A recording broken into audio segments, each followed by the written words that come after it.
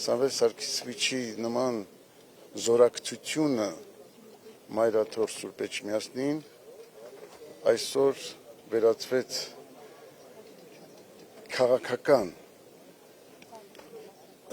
հետապնդումների, որը իր մեջ կրում է իշխանությունների վերաբերմունքը եւ այդ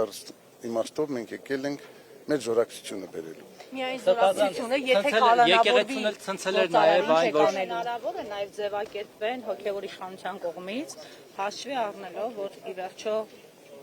զարգացումները կարծես թե դեպի անկասելի ուղղությամբ են տանում։ Միանշանակ մեր եկեղեցին մեր ժողովրդի հետ է եղել եւ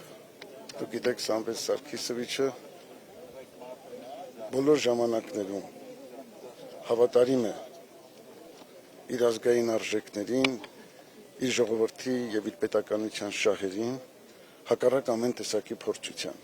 որովհետեւ նա ստացել է այդպիսի կրթություն, դաստիարակություն, բոլորդ գիտեք նա ում զավակն է, ովքեր են նրա ծնողները։ Եթե կանոնավորվեց ինչ է կանոնավոր, որ Նիկոլ Փաշինյանը պատերազմ է սկսել եկեղեցու դեմ, եկեղեցու սպասավորների դեմ, փորձում է ստուգել նրանց կուսակրոնության խախտել են թե ոչ, ինչպես ինչ գնահատական։ Մենք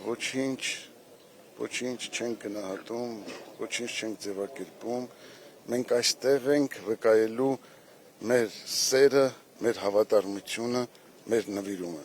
Այն մարդկանց, ովքեր կրում են այդ արժեքները։ Սամվել Կարապետյանը այստեղ հայտնվել հենց դրա հետևանքով։ Եթե Փաշինյանը եկեղեցու դեմ արշավ չսկսեր, Սամվել Կարապետյանն չէր աջակցել։ Դե մենք ասացինք, որ դա արդեն